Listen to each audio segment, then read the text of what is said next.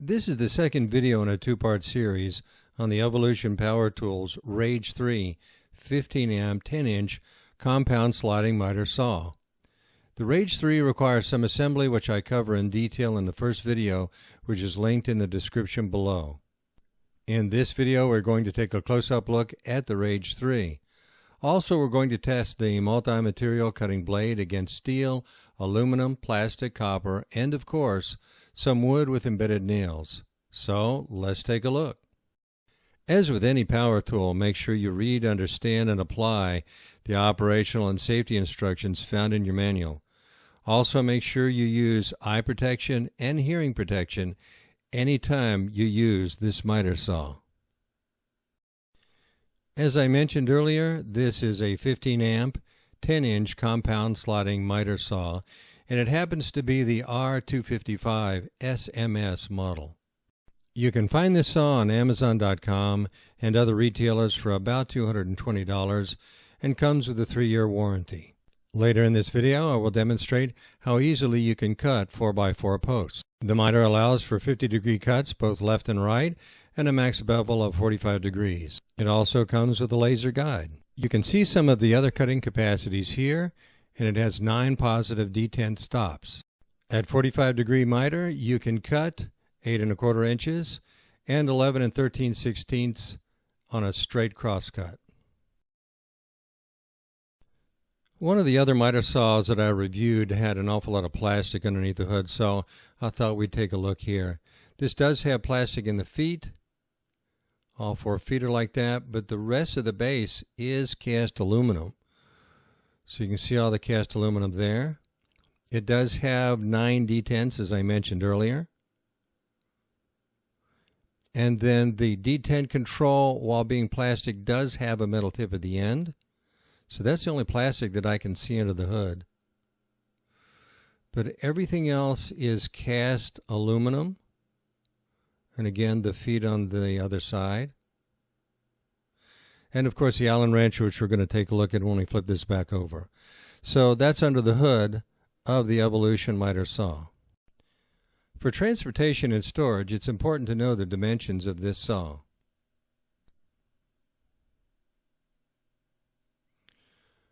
From front to back, we're looking at 27 inches, and you can add about another 9 inches for travel of the saw back and forth.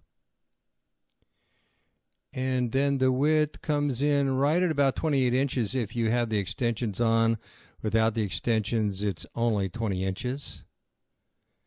And there again, you've got about 9 inches back and forth. With the handle up, it's just about 24 inches high, and with the handle down, it's only 14 inches. Now let's take a look at the laser. I put as much light on this as I possibly could to simulate daylight, and as you can see, the laser still shows up nicely. I think you could be outside in broad daylight, and this laser is going to show up without any difficulties. I wanted to show the laser adjustment in detail, so I flipped this back over again. And as you can see, there's 2 little screws right there. And all you have to do is adjust those. Looks like a Phillips head screwdriver would work just fine. But that's how you adjust the laser. You don't have to flip it over like I did. I just did this so I could give you a better view of it. Now let's check the alignment from the factory. It is spot on both the right-hand side as well as the left. And you can see right here close up on the slot. And then if we look at the back stops, perfect. And then you see those 2 insets there. That's where you can adjust the back if for some reason you need to do so. So that's the 90-degree miter. Now let's look at the 45-degree miter. And it too is spot on. And the same thing on the other side as well. So from the factory, the miter looks pretty good. While we're looking at the miter, let's take a look at the labeling for the miter.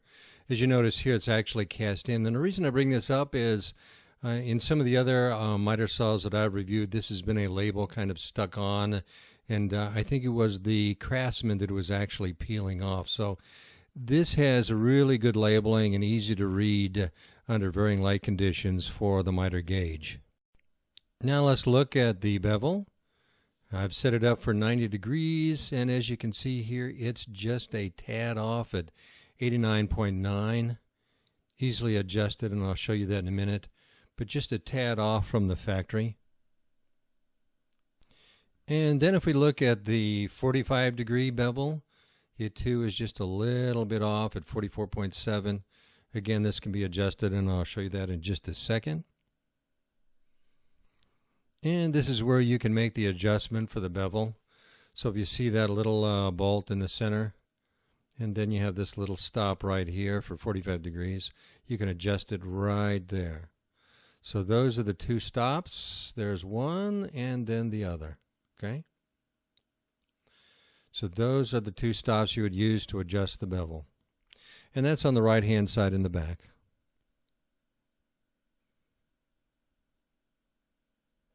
While we're on the right-hand side, let's take a look at some of the other features. This knob controls the locking mechanism for the slide control. And this is the bevel locking mechanism. And you saw this pin just a moment ago. Not all of the miter saws that I've reviewed have cord management like this one does, and it's very convenient. And you have a hole here in the back and another one on the front side for your clamping mechanism, which I'll show you in a minute. And you also have this extension on both the right and left hand side. Two holes on this side, one in the front, one in the back, in case you want to bolt it down to a table. And right here is the locking mechanism in case you want to change out the blade.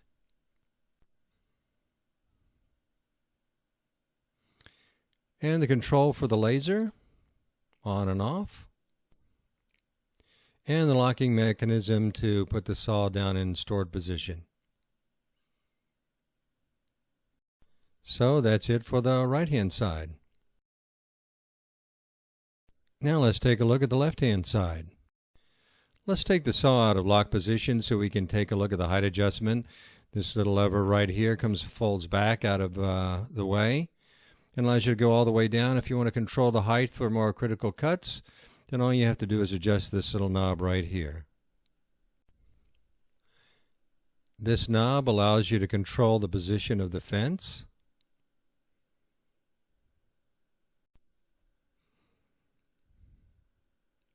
And this knob is for locking your clamp into place. And the Allen wrench you use during assembly and for later on adjustments. Holes in the back and in the front so you can bolt it down to a table. And then your extension. So that's it for the left-hand side. The clamp that comes with this unit has some unique features. One is, you notice the face of the clamp is kind of curved, so you can handle different shaped workpieces. But also another feature that I like on this clamp is the fact that it does have a quick release. So you can press on that button and release it and then tighten it down to the position that you want it to be in. So it's a really nice clamp, but I did have a few problems with it that I'm going to show you in just a second. When I used the clamp to clamp down on some of the more odd-shaped pieces, like one of the larger pieces of PVC or something circular like that, see that little C clamp or clip right there, that popped off. And fortunately I found it, but it was able to pop it back on and no problem. It seated back well. But if you're going to do an odd-shaped piece, just be mindful that this might pop off on you. So hopefully this is something the manufacturer will look at and improve in the next version. As I mentioned earlier, this saw will cut through 4x4 post. I happen to have a piece of 4x4 post pressure treat left over from an earlier project, and this blade went right through it with no problems. I would have thought a multi-purpose blade like this would not make such smooth cuts, but it did a really good job on this 4x4 post.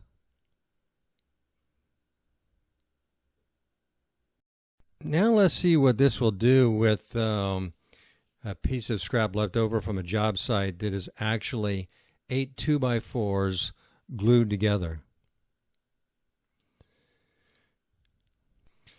This blade digs into it with no problems whatsoever.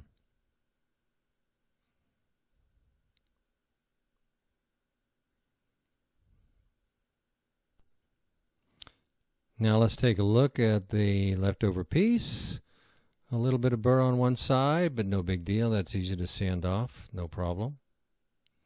But otherwise, a very, very clean cut all the way across. Well, we've seen how this multi-material blade works on regular wood. Let's see how it works on this piece of composite. Cuts right through it easily. No burr on the original piece.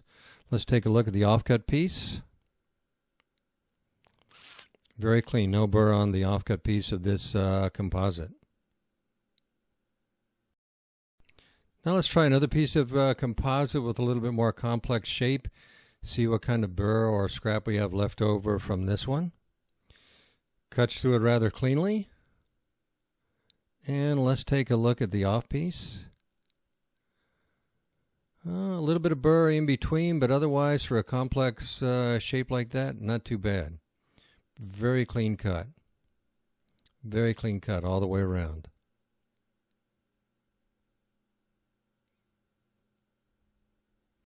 Well, if you're like me, you have an occasion to cut PVC, and this multi-material blade cuts through PVC with no problem whatsoever. A little bit of burr left over, but very, very clean cut otherwise.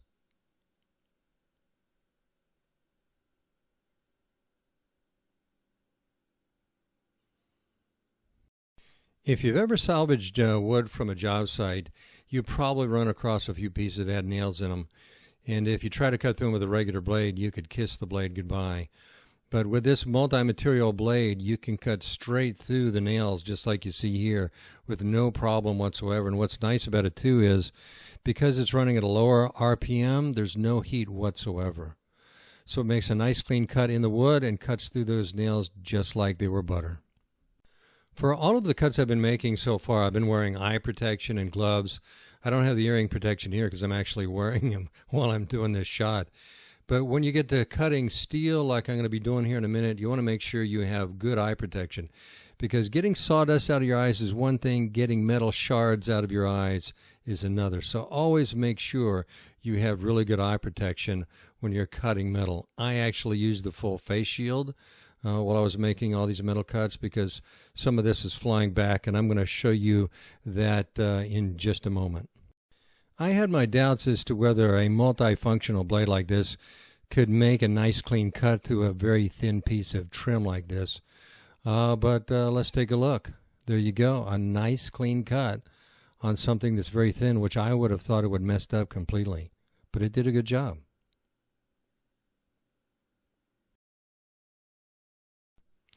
And it also did a good job on this thin piece of aluminum angle iron trim. Cut right through it, no problem. And had a nice clean piece. Very nicely done. I've lost count of the number of times I've had to cut through electrical conduit with either one of those pipe cutters or with a manual hacksaw. And this blade makes short work of a piece of conduit. A little bit of fray left over, but has no impact on the quality of the cut. If you ever have to do any plumbing with some copper tubing, it cuts through the copper tubing just as quickly and easily as it does through electrical conduit, and it does a great job. A little bit burr on it, but otherwise it's a very, very clean cut. Occasionally you're going to run across situations where you have to cut through some metal studding. And again, this multi-material blade makes very quick work of it. I'm going a little bit on the slow side because I've never used this blade before or cut this material before. You might be able to go a little bit faster than I'm going here, but because I want to make sure I get a nice clean cut.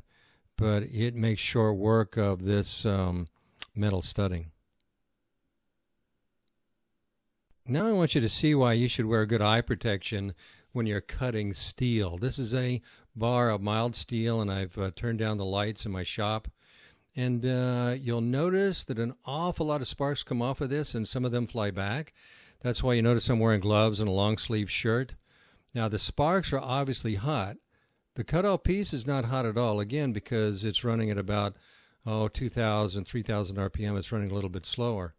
So it makes a good cut, but I want you to remember that anytime you're cutting metal, you need to have good eye protection, because those sparks can fly back on you, especially if there's any wind where you're working at that point in time. But see, I cut through that mild steel, no problem whatsoever. Now let's do the same thing with this mild steel tubing. Again, I'm going to go slow and let the blade do the work. So I'm just easing it into it because I don't want to be cutting too many surfaces at a time. But again, notice the sparks. They're going all over the place, and in fact some of them are coming back on me. So that's why I have the gloves and the long sleeve shirt, and I have the face guard on. But in spite of the fact that you see all these red sparks coming off, the actual workpiece itself and the off piece, neither one of them are hot at all. Now I'm wearing gloves because I wanted to protect myself during cutting, but neither one of these are hot. And that's a very clean cut. A little bit of burr on one side, but not bad at all. Let's take a look at the main workpiece. And again, a nice clean cut. For something this size, mild steel, it's amazing it can cut both wood and steel like this.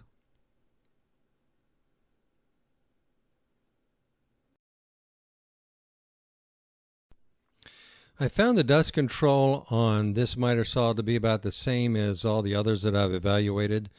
So right after I did all the test pieces that you saw earlier, I turned on the light and brought out the camera, and you can see the amount of dust that's around the saw itself. And one of the reasons I used the white table is so you could see this. So there is a significant amount of dust, a little bit out in front, but it doesn't show up real well against this color floor. And then some around the back. And some on the floor, but not real bad. So I had my dust control hooked up to it. The vacuum is very strong, but again, like most other miter saws, it's okay. So all I'll do is open up the garage door and hit this with my leaf blower. And finally, let's take a look at the noise levels on this saw. Now you notice this does have a soft start.